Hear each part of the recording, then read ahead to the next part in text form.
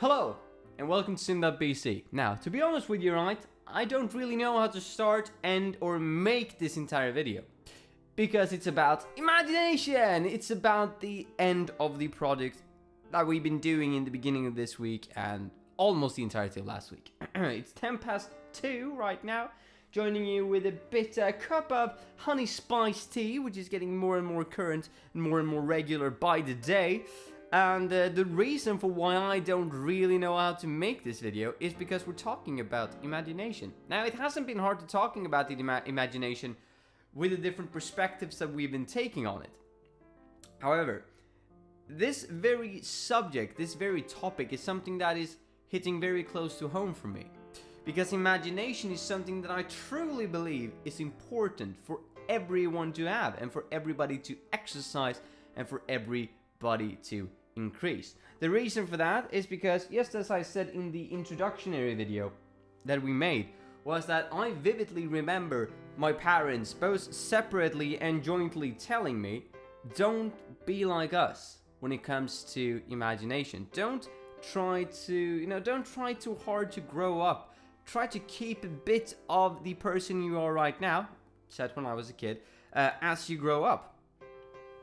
And I've been thinking about those words, so to say. I've been thinking about that concept, rather, of trying to keep as much imagination as I can whilst I grow up. And it turns out, in my life, based on how I view it, right, it has been the basis of so much creativity, both in my work life, my study life, and in my personal life.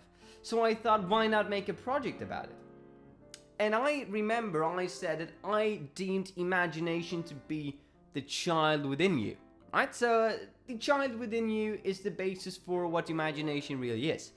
The funny thing though is, and probably the reason for why I don't really know how to tackle this, is that this is probably the first time I have dealt with a topic, a configuration, an idea, a concept in a project format and have had the same sort of idea of what it is, both from the beginning and at the end.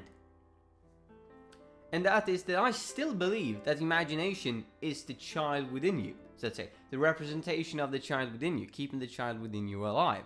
I wasn't really prepared for that. I really thought that I was going to change my perception of what imagination came from, what it really was, when I was doing my research.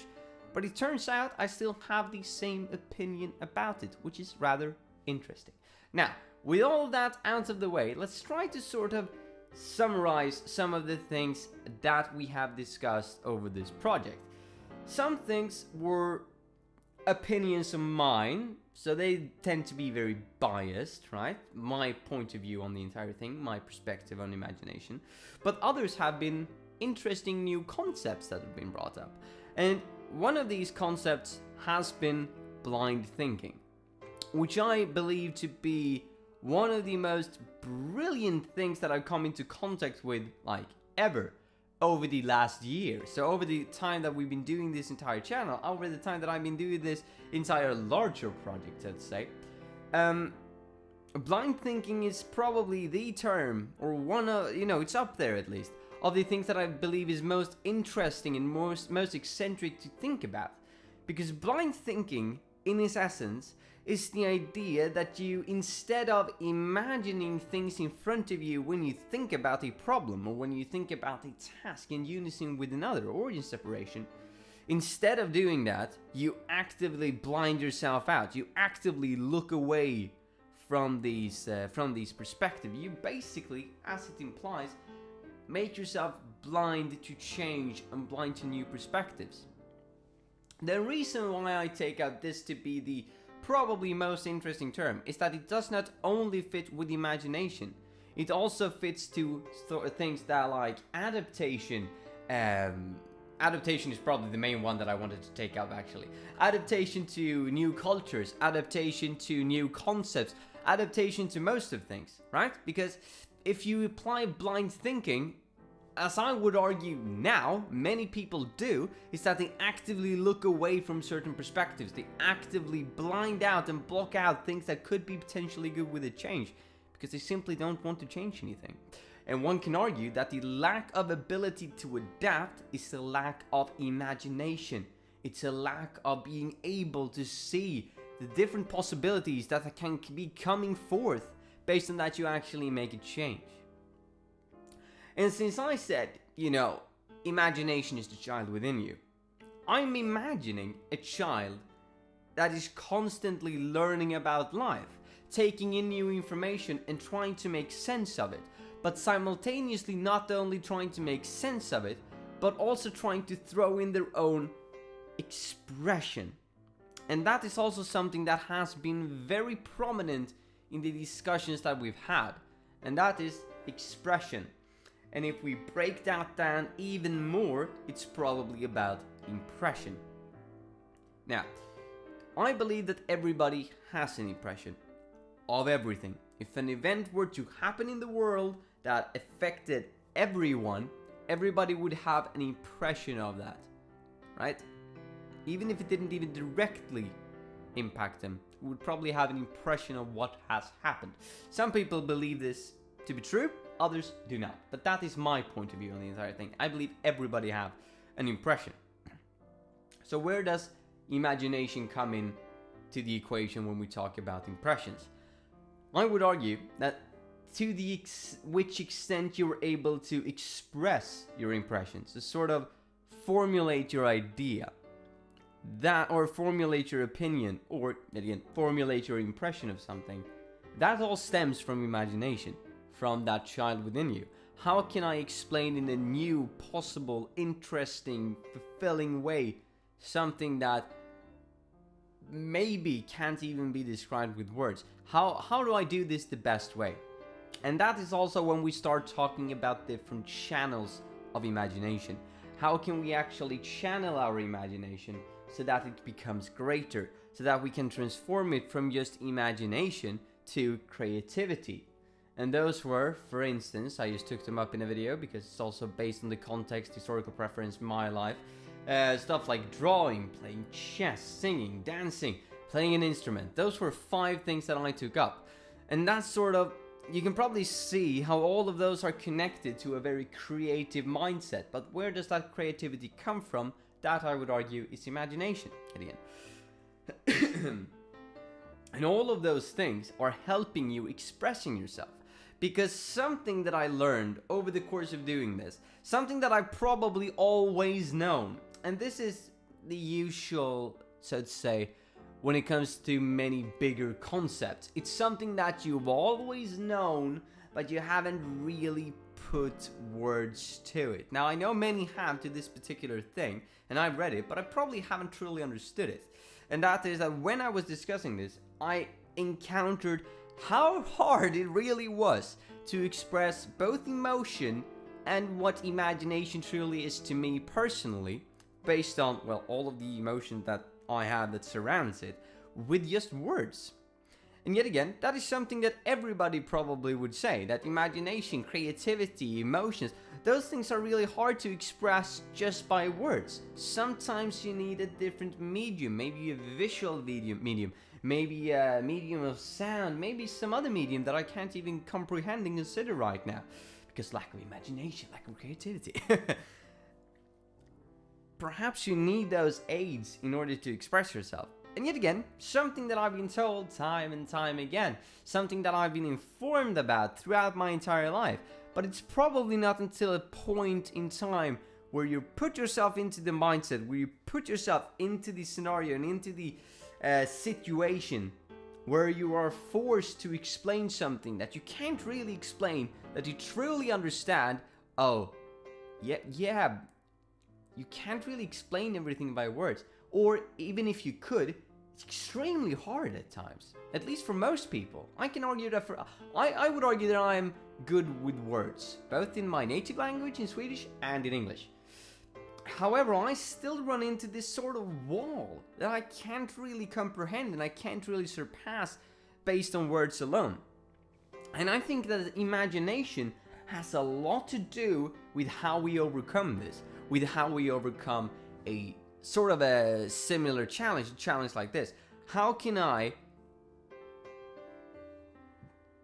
what should we say? How can I develop beyond? How can I improve beyond this point? Or rather, how can I utilize the resources that I have, the amount of knowledge that I have, the amount of experience that I have, in order to get over the hurdle, in order to get over the obstacle that is presented in front of me? And yet again, talking about the problem, talking about an obstacle, and talking about existing resources. When you're a grown-up, you probably have trained yourself into thinking in a very squared way. So let's just say you've been going to school, you've been going to high school, you've been coming to university, you've been studying postgraduate level, at a master's level, maybe you've even done a PhD, and now you encounter a problem. And you've sort of studied your way into how you're supposed to tackle this specific issue in the most efficient way. But maybe, and probably likely, you will run into a problem I've done dozens of times, where I can't really comprehend or understand or get past this problem with just the things that I've learned in school, with just the theoretical knowledge that I have. Maybe not even with all of the, what should we say, work norms that should be applied in this situation. Maybe I still can't overcome this.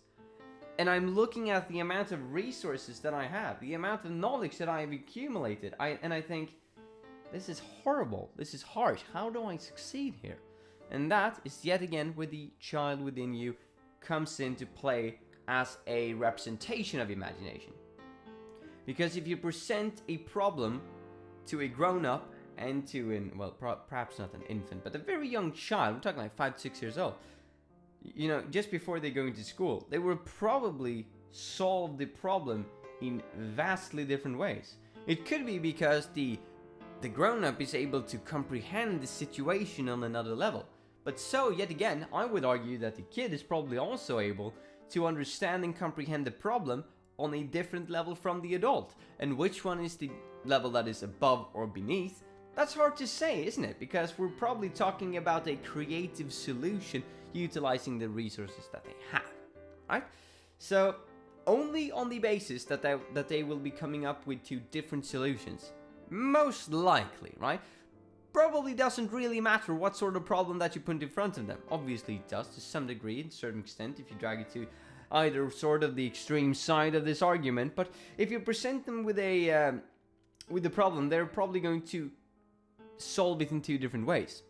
And that just goes to show that the kid is probably going to utilize the same amount of resources in a very different way. Could be lack of experience, could be lack of knowledge, but that could also be the blessing in itself, right? And what I'm trying to convey here is that by being able to utilize imagination and the child within you, you can be able to tap into an entirely new mindset, an entirely new perspective of how to solve things. Because you're working in unison with your left and your right brain. The left brain trying to analyze everything, put it into patterns, making sense of everything. Whilst the right brain is trying to be a bit more creative, a bit more abstract. And you need to sort of form this bond, or where the left side can present to you the problem at hand. But then the right side of your brain, which I would yet again argue is probably the more childish side, the more abstract-minded one, can present you with a sort of, well, you presented me this problem. Have you thought about solving it in this way? Have you thought about using your resources in this way? Because for many, let's take a water bottle again, because it's sort of my go-to props, right? If I present to you a water bottle, you will probably think, oh, I'm going to contain some form of fluid inside of it. However, your right brain can be thinking like, it can become a sort of a wheel. If you put it on the side and put something above it, you can probably push it on and it will be easier to push. And this is sort of combining your idea of physics, your fundamental understanding of the law of physics, together with a resource that you have at hand. But you're probably going to be trained into the perception and assumption that this is something that I normally use. I utilize it like this. That is why I'm going to utilize it like that. Whilst you need to sort of introduce your right brain into being like, oh, but let's shift that and let's make it roll. Now we have a wheel. Maybe we can go even greater distance with a wheel than if we had some water with us. That sort of idea, just attacking the problem from different angles. Now, another one, a problem that I've come up with myself. I don't know if this is an interrogation technique, if this is an interview technique out there. It might be, right? But I've come up with this scenario that if I were to interview one and I would like to know how much creativity and imagination they have, sort of how much they think outside the box, I would present them with, let's say, 3 different pieces. Like this. And I would say, build a tower that reaches nearest to the ceiling with these pieces. Now, most people would probably, if we sat at the table in a room full with other furniture, start building the highest possible tower they could with just the bits that I had been given them, because that's according to the rules, and they would probably be building them in front of them, right, and trying to make it reach as high up as possible. However, what I would be looking at in such a situation is not only how creative they are making a structure of these 3 bits, but also be thinking, well, if I'm going to reach highest to the ceiling, will I be starting at the table? Will that be the best course of action? Because yet again, your left brain is sort of saying to you, here is the problem presented in front of you, now build. While your right brain can be like, hey, there is a bookshelf over there. Why don't we go and build the same thing, but on the bookshelf, and in that way, it will become closer to the ceiling. Sort of not going against the rules, but going against the social convention, I'd say, of building it on the table itself. It's a very smart way, I would argue. There's probably flaws, right? But I would argue that's a very smart way of identifying if someone can be thinking outside the box while still applying to the rules that they have been given, because I didn't say you need to make it on the table itself. And it's very hard in that situation to make the distinction between let's make it here, let's make it now, let's make it as creative as possible, and let's take a step back and identify the situation that we're in. And that's sort of where imagination comes in, why it is so important, because it brings this second perspective. It allows you to express yourself in more ways, moving away, placing it up on the cupboard or up on the bookshelf, trying to express your impression of the problem in so much more vast of a way. Trying yet again to apply this child within you. Don't just sit in the chair, for God's sake. Try to move around. Move around a bit. Wouldn't a kid do that? I mean, wouldn't the kid just look at the ceiling and be like, so what's closest? Where can I go? Because maybe you would argue they're more simple-minded at that age, but they're also not bound by social convention and restriction that we have been so heavily trained into following. So, imagination, something that hits very close to home for me. I believe it's really important that we use this, that we try to always expand our minds and in a way expand our imagination and then our creativity, our expression, the amount of expression we can actually use, so on and so forth.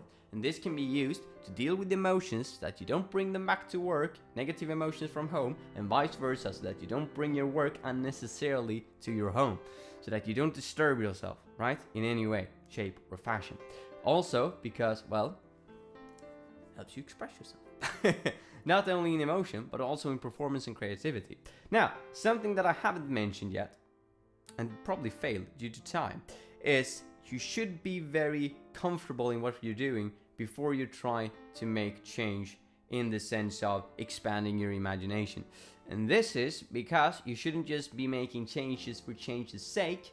You should be making changes that is based on logic, based on, might be abstract logic, but some form of logic, something that you can back up, and something that won't apply additional stress to you, but that will just help you, so to say, and increase that amount of creativity. So that was everything from me, mates. Keep the child within you alive and try to expand it as much as possible. I believe it's really important. I believe it's great.